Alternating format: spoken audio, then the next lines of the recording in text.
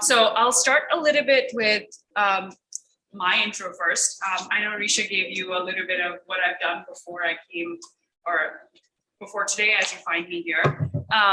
But I want to tell you a little bit about like who I am as a person. So I really love ice cream. I will eat ice cream in any weather. Do not like mint, but anything else goes. I also weightlift. It's a fun story. Started about 6-7 years ago and kind of have been doing that for that long. It's where I find my peace and quiet in a very crowded, loud gym.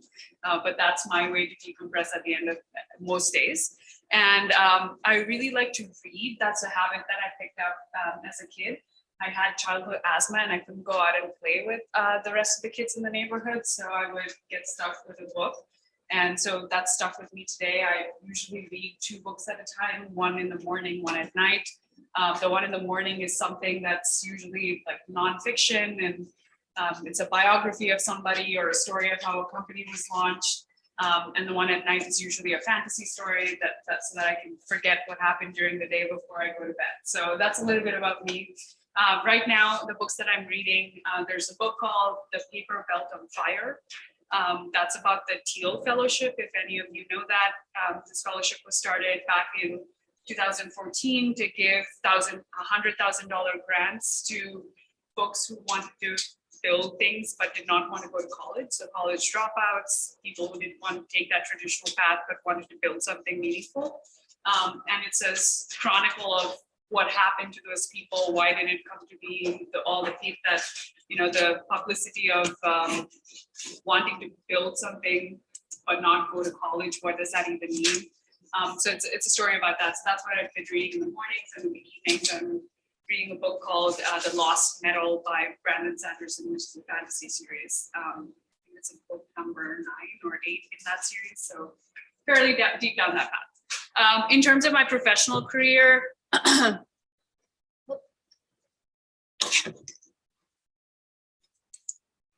see if that works now. Okay, cool. I've been a few different places. I got my undergrad, so I'm originally from India. I did my undergrad in India at the Indian Institute of Technology. I'm an engineer by training. So in my undergrad, and then I moved to the States about 10 years ago to do my PhD. So glad to have a fellow doctoral student in the group. And my PhD was in electrical engineering. And so both at Yale and in my undergrad, what I really learned was how to do engineering really well. And I had a passion for graphic design. So did a lot of courses, part-time jobs, trying to learn what that was and if there was a career for me in that space. And ultimately decided I really like to live in the intersection of business, design, and engineering, not just pick one of those things. And I've tried to build a career that sort of, where does that take me? And I have lots of stories about finding careers if anybody's interested, but that's for a different day. And so once I moved to Georgia and Atlanta, I found my home at Georgia Tech. I started working for the center called the Center for Deliberate Innovation. And the ideas behind the philosophy that we use there were really that a lot of the times we have these cognitive biases and the ways in which our brain is meant to trip us up. Evolutionarily, that was really helpful for us, but it doesn't work in the current context. And how do you apply some of those principles to entrepreneurship particularly? Like how do things like confirmation bias and principles from behavioral economics get in the way of understanding who your customer really is, and how do you apply some of those principles? So that's what I learned how to do. And we taught this 6-month accelerator program called Flashpoint, which I ran when I was at that center. And then I moved to Engage, where I am currently. It's a venture capital fund and a go-to-market program that's backed by some of the largest corporations that all of you know. So everyone from Chick-fil-A, Home Depot, Delta, Coca-Cola, UPS, Wellstar are part of the program.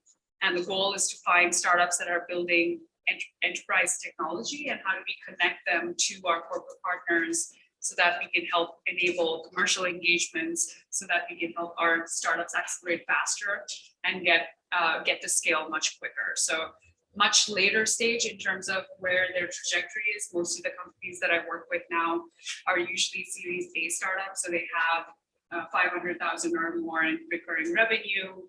They have a team that's about 15 to 20 people. They raised a few rounds of money, so they have maybe $5 to $10 million that they've raised, maybe more in many cases. And we're really trying to get them to move much faster and build much bigger companies. So I've worked all over the ecosystem of students like you at Yale who are trying to figure out what they wanted to build in terms of a company, and then coming to Georgia Tech, work with professionals, recurring or serial entrepreneurs who are trying to launch their next thing, to now engage much more advanced companies, much more mature companies. And so I've seen that whole architecture and how companies move through that journey. But really, one of the things that stands out to me throughout that is no matter what stage you're in, every entrepreneur gets hit with the same question. Tell me what you do, or tell me what you're building, which is just another way to say, give me your pitch.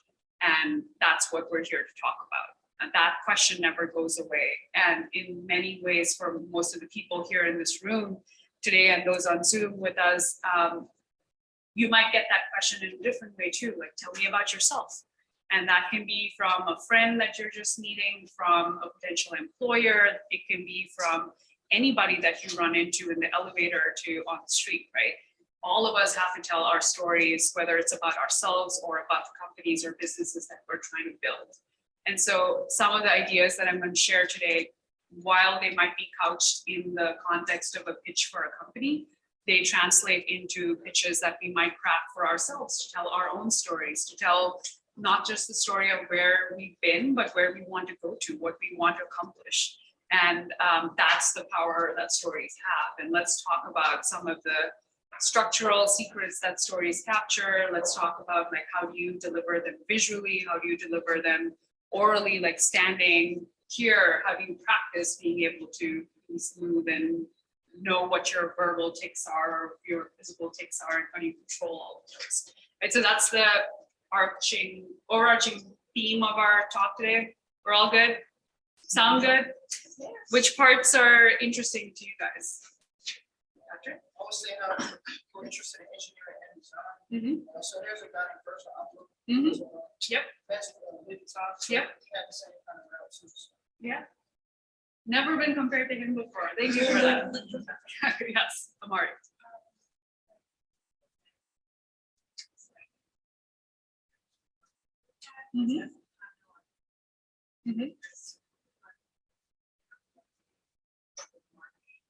Okay.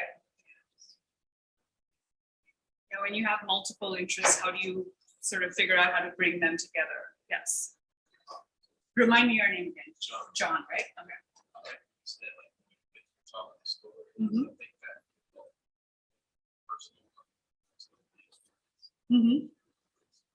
Okay.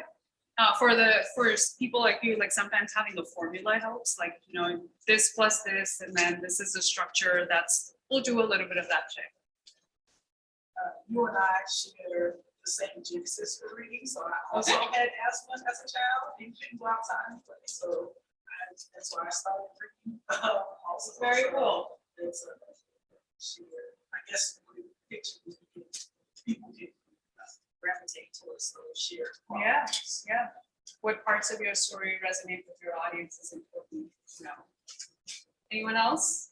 Charlie? I enjoyed how you talked about the specifics of like the structure of the way you read, how you integrate like fantasy at the end of the day, Yeah. like kind of nonfiction at the beginning of the day. It's like practical kind of it's the right mindset at the beginning of the day. Yeah. I think it's cool that you have that built into the structure of your day as well. It evolves over time. Yeah. I wish I'd known that early on, right? Like I could have started there. Yeah. I also enjoyed hearing about I vaguely heard about Flashpoint. I split my credit hours in my undergraduate education between Georgia Tech and Georgia State. I heard a little bit about Flashpoint and some of their psych and econ startups that they've done. So yeah, I'd actually love to hear a little bit more about Flashpoint. Yes. Cool. Maybe not today in the talk, but I can hang out after and we can have that conversation. All right, awesome. Well, any comments from our virtual participants? So we have 2 questions. Okay. If you want to tackle them. Sure. or we can go ahead. So we have, one of our questions was, how do you make your pitch so intriguing that it draws in your specific audience? Okay. And do you need multiple pitches depending on the setting? Mhm. That's one question. The next question, the next question is, should you have sales before you pitch for seed round or for the technology? Okay, we'll tackle both of those questions coming up very soon. So we'll dive in. We're ready? Guys ready to ask questions? Because I will stop talking if you don't ask me questions. All right. So a lot of the content today that we're going to talk through did not come from my head. As I've shared with you, I like to read, I like to learn from other people, and I believe genuinely that there are experts who figured it out. So what I'm going to share is a little bit of what I've learned from the experts and how I've applied it more than anything else, and hopefully that will help you as well. So some of those experts that I borrow from, of course, my experience at Yale, the Yale Entrepreneurial Institute, where I spent 3.5 years working with student startups, faculty startups. Some were really deep technology startups. Some of them were very early stage, like students trying to figure out how do you make shelf stable versions of sports drinks that they made in their backyard or in their kitchen, right? So we saw the whole gamut of that. And then one of the speakers that I will refer to often today is this lady named Nancy Duarte. And if you haven't heard of her, I really encourage you to look her up. She spent and dedicated her whole life to figure out what is the secret structure that makes talks and storytelling very powerful. And so she has a whole company called Duarte that helps provide webinars, training, and storytelling help. And so a lot of the ideas that we'll talk through are borrowed from the extensive training that I did with Duarte and learning and reading from her material as well. So that's one. And then she also has a very good TED Talk, and I will refer to that later too, but I encourage you to check that out. And then a couple of other sort of outdated models of learning. So Linda has now merged with LinkedIn and has become LinkedIn Learning. So did a lot of research on powerful storytelling techniques and pitching techniques on the LinkedIn Learning platform when it used to be called Linda. And then Entheos is something very similar where it's kind of like masterclass back in 2011, 12, when they were trying to get off the ground and build like master storytelling type of principles. And I put that here because I don't want you to think that these ideas are from my head. I'm standing on the shoulders of giants. And same way, lots of books that I also pull ideas from. I particularly like the art of the pitch, and especially with delivery of pitches and stories in person. What Everybody is Saying is also a very good book that I highly recommend. And also just for everybody in the room and everybody on Zoom, we will make the presentation available. So you'll get a PDF of this at the end of the talk. So feel free to continue taking pictures if you want to, but just want to let you know, if you wanted to be in the moment and focus on what we're talking about, that's totally fine because you'll get the deck after. All right. So with that, I'll jump into the actual meat of what we want to talk about here. So we're here to talk about what is the secret of giving a great pitch or telling a great story. And I'll use those two words interchangeably, but I really want you to take the idea home of what we're trying to do is tell a story. A pitch is just a different type of story. And to the folks in the Zoom who asked questions about, what types of audience, do you change your pitch based on the audience? All of the answers to those questions are yes. Your story has to be crafted to the audience that you are going to be presenting to. So while the structure of what I will present to you is roughly similar to talks that I've given in the past, the time that I have with you changes the level of depth I go into on a few things, the type of story that I'm able to communicate with you, the size of the audience and the ability to interact with them changes the way I tell the story. So all of those are key elements in figuring out what is the story that I want to present here to you today. But any story has 4 components that you really need to be thinking about. And we'll talk about all 4 of those pieces today.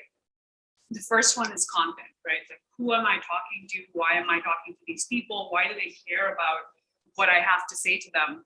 So we'll start with figuring out what is the content that we're trying to share with our audience. The second is structure. How do we present the information that we present to them? What are moments where you create differentiation, drama, tension, just like any story, any movie that you watch? Even a 3-minute pitch should have some variability in what you're presenting. So we'll talk about what does that structure look like? How do you create those moments of tension? How do you create those moments of wonder, joy, discovery, whatever your story allows for? But you have to have that. And then we'll talk about the design. If it is a visual presentation, how do you think about the design elements of what your story is being used, or what elements support your story and how it's being communicated?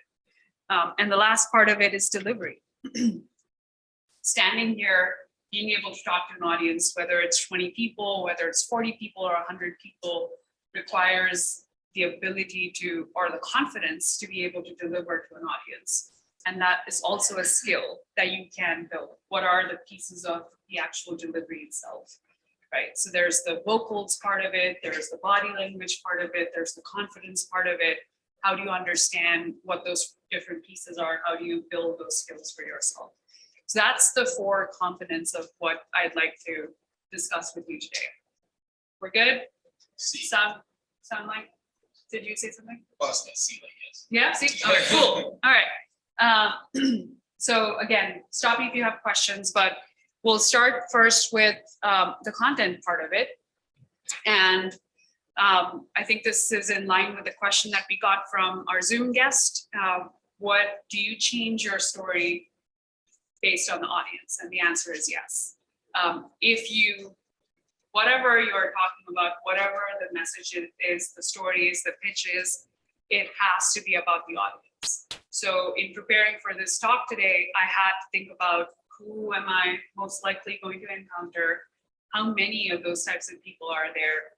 Part of trying to get your names and your majors at the start was also me trying to understand where this audience sits, and should most of my metaphors and should most of my examples be business, or should they be more from the arts, or should they be a mix? Like, how do I relate to the audience that's sitting in front of me, right? So you have to make it about the audience. That's, if you don't take anything away from this talk beyond that, that's the number 1 idea that you want to go home with, is put yourself in the audience's shoes, or better yet, draft one of your audience members to figure out what story resonates with them, right? So if you have a friendly investor, can you work with them to figure out what your pitch should be? If you have a friendly, you're submitting a grant, if you have a friendly person in the grant administration, can you figure out with them what your story is and what they're looking for, so that you're telling the story that they actually care about?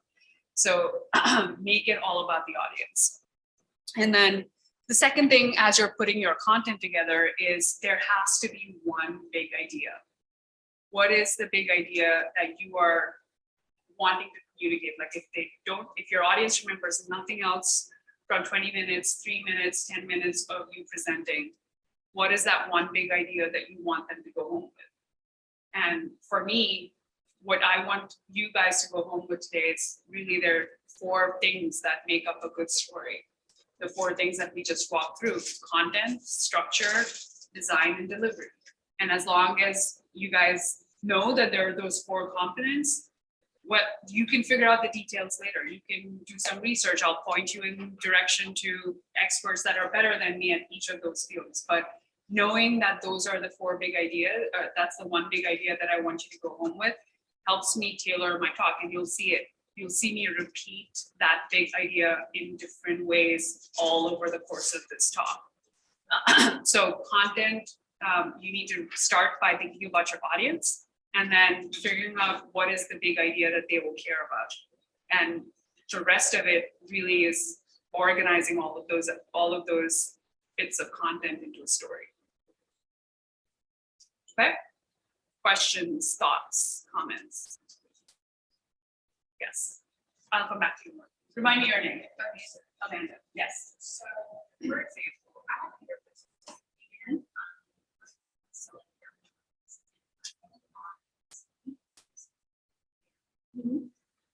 try to expand my market. Cater to your target market. Yep. Yep. So I would challenge you and say people with hair is too broad an audience already, right? Like maybe there's a certain niche in that will care about what you have to say. So how do you create the audience that you actually want to speak to? So is it,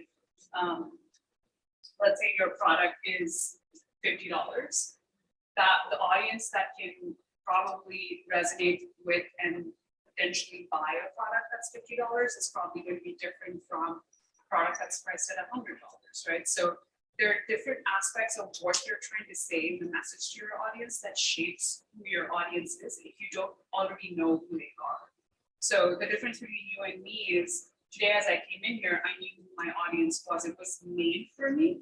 Whereas for you, you're trying to figure out who your audience is and crafting them in some way.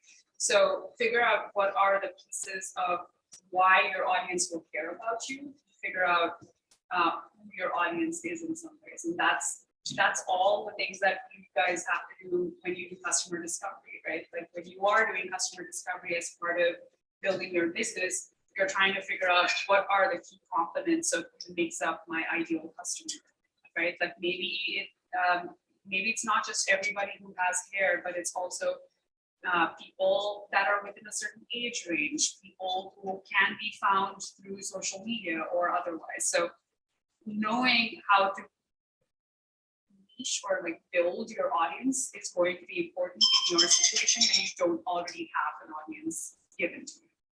Okay, you had a question. Oh, microphone. I'm just saying, Oh, thanks. yes. That is a yes.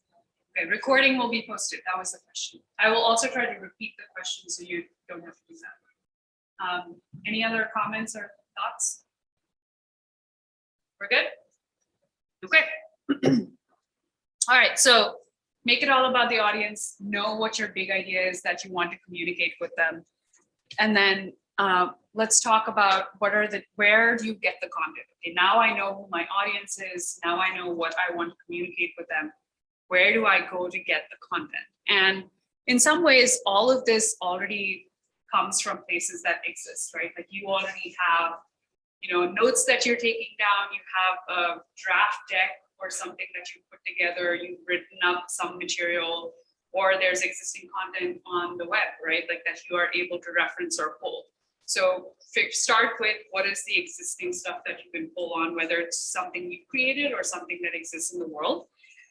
Then the second step would be to build on that existing content. Where are the holes? What are you missing in that story that doesn't exist? Maybe it is, to use Amanda's example, you might want to figure out how your target audience consumes information about hair care products, right? Like, does it come from blogs they read or newsletters they read, or does it come instead from other sources like word of mouth and friends, right? So how do you figure out what are the missing pieces and how do you put that information, like whether it's research on how people consume information about hair care products or how much they spend on hair care. You might not have that existing, but it exists on the world.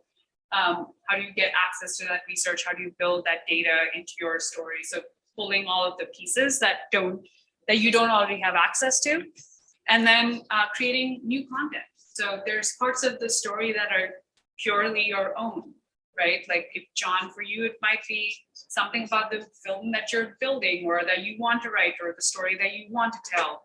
How do you pull those new pieces of content if you haven't created those to plug those gaps? So at this stage, we really don't care about the order in which these things show up. We're not talking about, does it make sense? We're just trying to get all of the information that can help us tell a story in one place. And the value of doing that is you never know what sparks the next thought, right? Like in the process of building a story, You might use some pieces, you might discard some pieces. Putting things in a particular order might help you ask a question that will take you in a different path. At this point, we're not discriminating between what is the right thing to have, what is not the right thing to have. At this point, we just want to have a box full of stuff that we can go through and pick apart. So the first phase of pulling all your content is like just getting everything in one place. And that in digital terms, it can be a folder where you're just collecting everything. You see something while you're scrolling on Instagram or LinkedIn and you take a screenshot of that, that goes into your inspiration folder. How do you build that base content to tell your story? So that's number one place that we start. And then the second place that we go to is we start putting those ideas almost like when I like to do this, I just take a bundle of Post-it notes and I write the idea. So it could be a picture, it could be a piece of data, it could be whatever that helps tell the story onto those big Post-it notes. And the key idea is you don't fill the Post-it note in little script, right? Like it's one key idea that you want to communicate. Put that onto the Post-it and start just putting them up on a whiteboard or wall. And the goal is once you do that, you start seeing all the different pieces of your story. And we're not trying to make it pretty. We're nowhere close to that. We're just trying to get all of the content that we've gathered into one place, almost all uniform, not documents, not pictures, but just the ideas that you want to communicate. And seeing all of them in one place can help you start to figure out what is the order? What is a logical order that makes sense for my audience? What is the big idea that I want to communicate, and how do I put the supporting scaffolding and structure around that idea to communicate it to my audience? So that's what putting everything in one place comes in. Now, once you've seen all of that, we get to ordering the ideas, actually putting some sort of effort into what comes first, what comes second, what comes next. And this is really easy to do if you use Post-its, because you can just move them around and keep playing with that till you feel like you have a good enough structure for the story that you're trying to tell. And this exercise is extremely helpful because back to the point that our question on Zoom raised, your story will change based on the audience that you're communicating with. So if you have all of your ideas and content captured in one place, then you can use that same Post-it note structure to create different story structures for different audiences.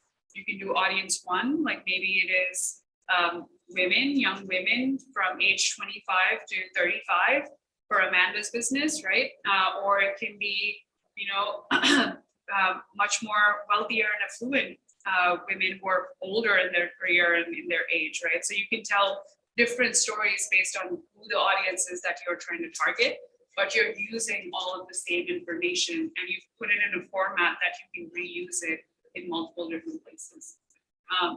I particularly don't like this method, but I know of colleagues who also use just a simple PowerPoint with each slide being just a blank white slide with black text to represent the ideas, and then moving those around if you want to carry that with you digitally, right? Like you might not have access to a wall and you can't keep a messy Post-it notes up there forever. So if you want to make it digital, there are multiple ways, like PowerPoint is an easy one. There are other whiteboarding tools like Miro and other digital spaces where you can also capture some of these ideas and kind of keep them with you and reuse them in multiple formats, again, to target different audiences or tell different story structures. We're good? So quick recap. Anybody wants to give me the four pillars of building a good story? Charlie? Content, structure, design, and All right, so that's good. Content, structure, design, and delivery. And then for content, first thing is to make it all about the audience. That's right. And then the second thing is to communicate one big idea. That's right. Make it all about one big idea. So first you make it about the audience. Once you make it about the audience, you get to what is the one big idea that you want to communicate and that they will care about. Once you do that, you get your content together and start to organize it in some order.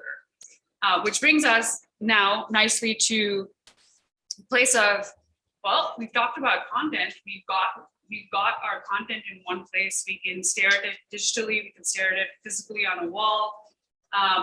Now we need to think about what's next, which is the structure.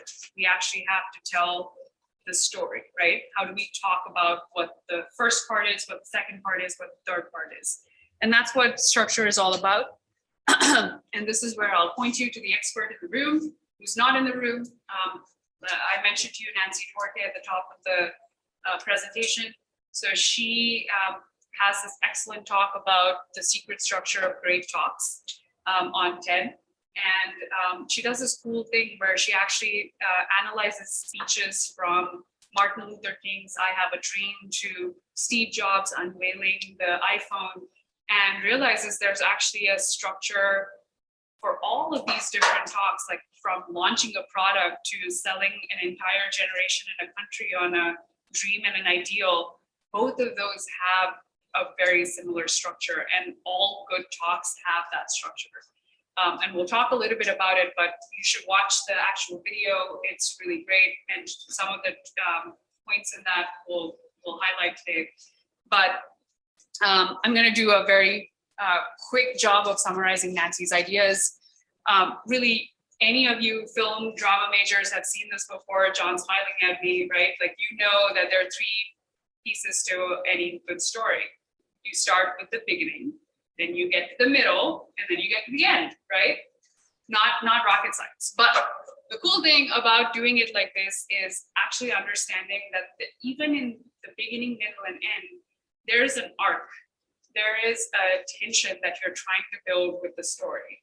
In the beginning, you're introducing characters, you're building some sort of rapport with the audience, making them care about that character, that actor, that protagonist, and then that person gets into some sort of a jam, right? Like now it's Luke Skywalker, needing to figure out what he needs to do next, and that pivotal moment where maybe he meets Yoda and he now needs to figure out, is he going to believe in the Force or not, right? All of those critical things like create tension and drama in the story, and then get the character to the point where they have to make a pivotal decision, right? Like now it takes you into more of the depth, like what is the plot twist? Like,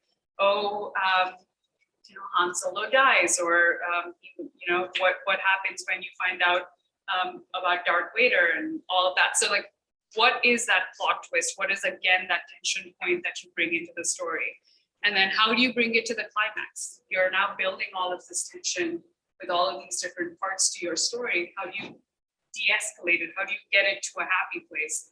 You never find out what happens to some of the story characters after the curtain drops, but there is still a story that continues, but you care about how they get to the end. How do you give the release to the audience, right? So that's the basic structure that all of us know. We know about it because we read storybooks, we read about it, we watch movies, we watch TV shows, all of them have the same arc.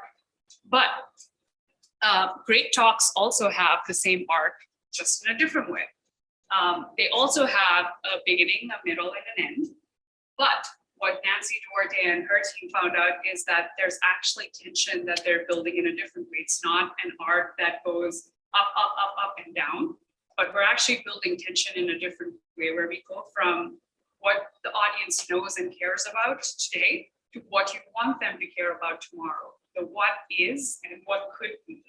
The what is and what could be. And that tension of where we are today as people who care about an idea, and where we could be if we believed in that idea, brought it to life, that tension is what creates really great momentum and movement in a talk and in the story. So with you guys today, I started by telling you what stories can do. We talked about why we want to tell stories, who is in the audience today, why you might care about learning how to tell your great story, right? It could be for the business that you're building. It could be because you want to present yourself in the best possible light every time you get a chance to tell your own story. And once we know that, what are the tools that you could have in your hands How do we build on those tools? So that tension between where you are now and where you could be if you know the tools, that sort of weaved into the way even this talk is architected. And that's what you need to care about when you are talking about your story to your audience. Where are they today? What is the reality that they're in today? Where could they be? How could you unlock that reality for them? And that's that tension, being able to build that consistently into your talk. That's the secret to telling great stories. It doesn't matter if you're selling them on something, if you just want to tell them a great story, that structure still remains the same. Okay. And one of the cool things about, especially if there are some business focused folks, and I know that's part of why E&I has brought me here and why we're talking about this, like you actually want to sell a business, whether it's a hair care product or something else, there's usually a call to action, right? Like the call to action is usually, hey, try my product or come invest in my company or sign up for something. That call to action is very important in the storytelling that you're doing for your business or for yourself. Like hire me is also a call to action when you're telling your personal story. And so you want to have that call to action be a moment where the audience can rally around your idea. So you give them that call to action as a way to actualize how they can see themselves in the reality where your idea is actually true, where it exists already in the world. And so building this tension, giving the audience a clear call to action and showing them what the world will look like, what the new bliss will look like when your idea is a reality. That's what we're trying to do by telling stories. And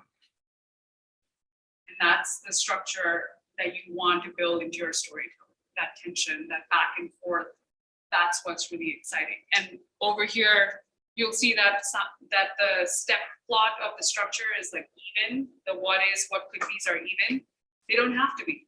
It could be just a quick back and forth between this data point is how many people are losing their hair today because they don't have access to Amanda's hair care product. And then tomorrow, with access to that, will prevent hair loss by like 70%. Sorry, I'm butchering your product, but just as an example, right? So it can be that quick, like you're just using facts and research to be able to do that.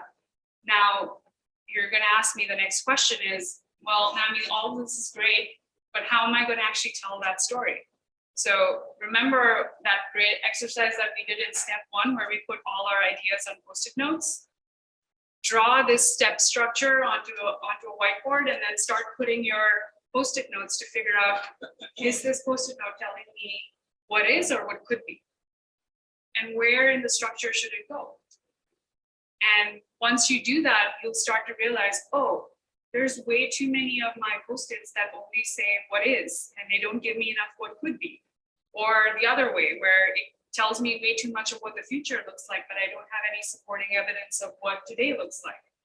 And that's where you discover where the gaps in your story are. And then you can go back and figure out what content needs to be created, what you need to find in order to help tell that story better. So there's this iterative process of trying to figure out what content you have and is it enough to tell the story for the audience that you care about. And once you are able to at least give that basic structure of this is the story I want to tell and here's all the supporting evidence for how I'm going to tell it, you're on the right path starting to build that story finally. Helpful? How do we put the pieces together? Yeah?